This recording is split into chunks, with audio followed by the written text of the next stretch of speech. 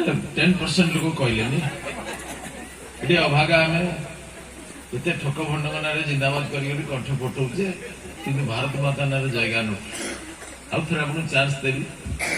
देखा जाए अंतिम सुजोग कि जो मैंने भावुए नहीं चेंगिस खान का वंशधर न कहले चलो बोलो भारत माता की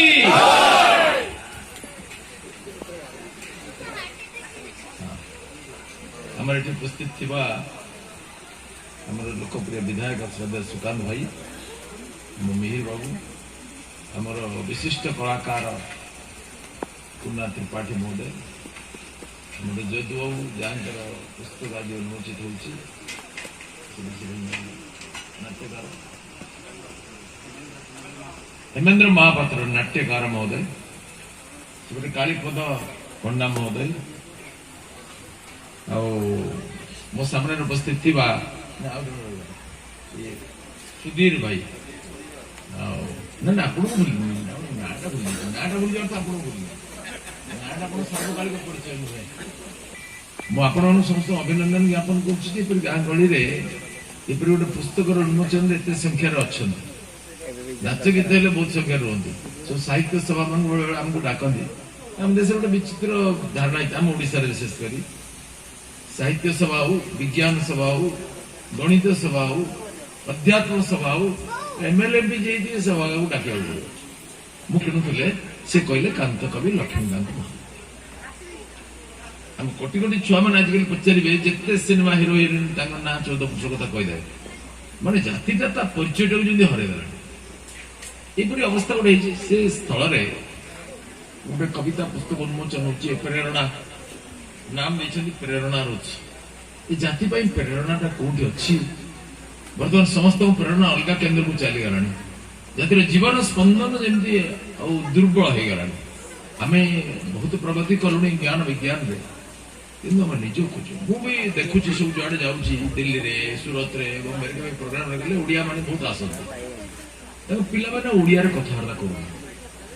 मुझे पचारे बेले बेले से ओडिया बुझी पारती कही पारती मुझे मन दुख कले माँ बापा मैंने कहते से इंग्लीश मीडियम पढ़ुची आमर भी ये सब माँ तृतीय श्रेणी पढ़ी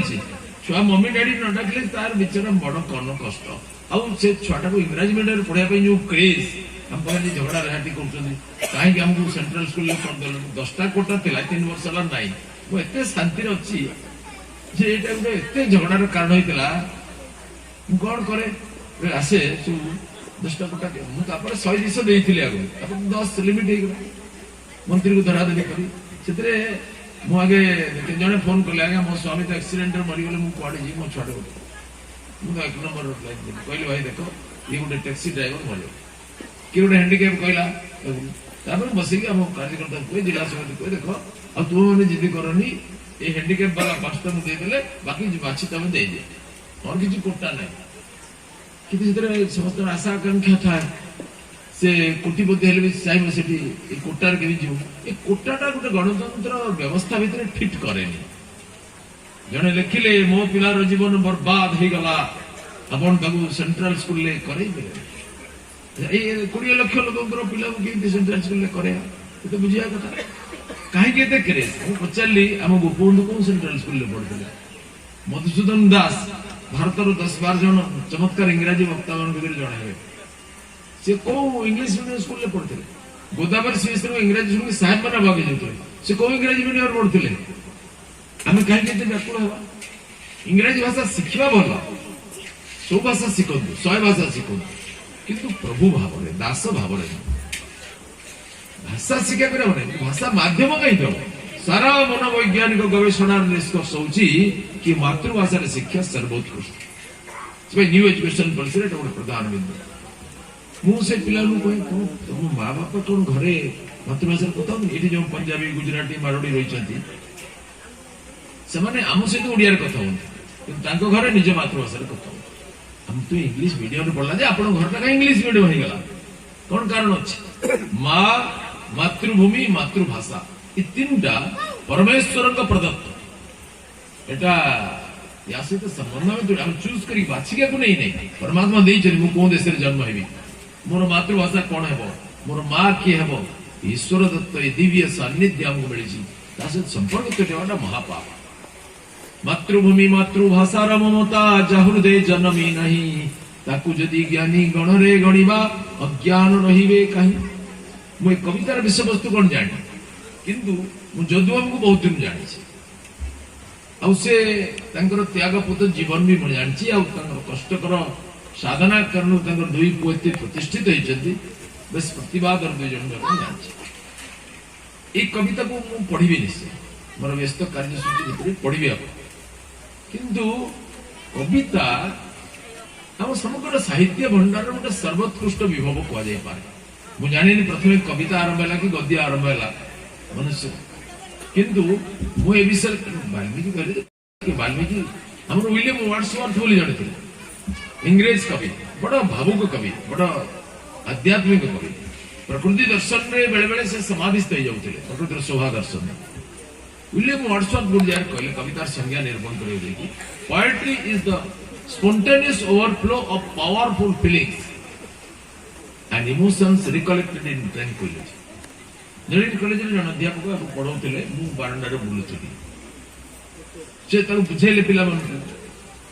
स्पॉन्टेनियस माने कौन जान पिला माने ऑटोमेटिक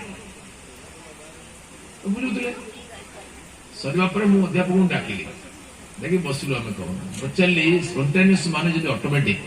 ताले ऑटोमेटिक क्रसर ताको स्पॉन्टेनियस क्रसर को जाय परिबो बोला आपण होमवर्क करि आइसी आपण शब्दटार व्याख्या करला बेले तार भाव प्रकाश होउछि कि नै आपण स्पॉन्टेनियस ऑटोमेटिक कि कहदे एबे गोपबंधु दास जने दयालु लोक छले सत्यवादी वन विद्यालय रे दिग्गज रथी महारथी मान को खेलुतले 5000 टका से दरमा आज 5 लाख हबो गोदावरी सब चाकरी मिलला कहले गोदावरी तुम कलिकता रे जीव अंधमुख को विद्यालय रे रहबो मालिक कि ओडिसा लक्ष लक्ष अंधमुख सहाय जाउछि गोदावरी छाप देले गले एली प्रेरणा करी प्रेरणा दिया प्रेरणा दे का से समस्त मानी सिंह मान को से डके एवं राष्ट्र निर्माण काम लगे देले ब्रिटिश सरकार आस्ट्रेलिया 40-50 टंका रे ये एडे बड़ बड़ पाठ लोक माने काई दिखौत किछ गोटे गुप्त कार्य चलछि सरकार बोलता गुप्तचर लगेले कि पाठ गुड़े बनारस आसते इलाहाबाद आसते दिल्ली आसते भल बिल्डिंग ना गच मूले पढ़ुते भल मास्टर थे भल मास्टर आज गोटे बड़ संकट भल मास्टर न रही पाठर सब विभव सारा भित्तिभूमि बेकार एबे गोटे पिला को पढ़ुते गोटे नवम श्रेणी all words ending in L Y R advance सिंह भलिया गर्जन करी कहि जड़े मास्टर ये जनरलाइज करते किंतु गोटे पिला प्रति sir what about Italy and Sicily तांको बुद्धि गुडू डाकिले दासे आपणे कहले बाबा आपण होमवर्क करी जाऊ रिजाइन कर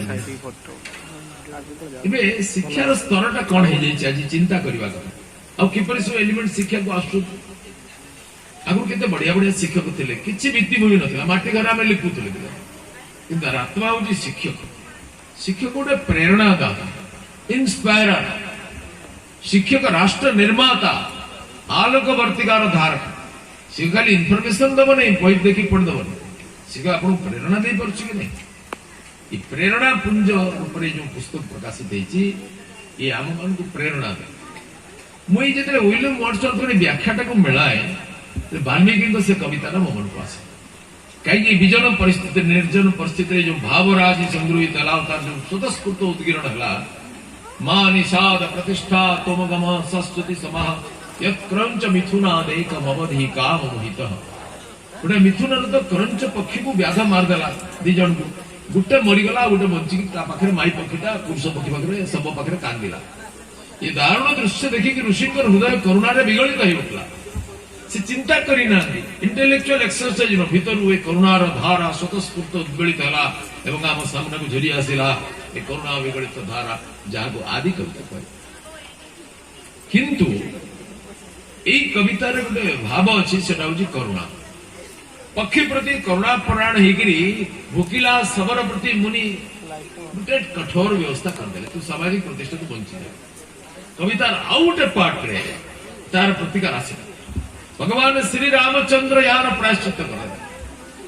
जंगल को गले ब्राह्मण क्षत्रिय सैनिक नहीं जाइए अत्याचारित पददलित निष्पेषित भारत मूर्तिमान शक्तिर प्रतीक को जिते से आवाहन करले सब वनवास शबर को आलिंगन कले पतिता हल्ले को उद्धार कले कई वर्ष सेवा ग्रहण कले सब उच्छिष्ट भक्षण कले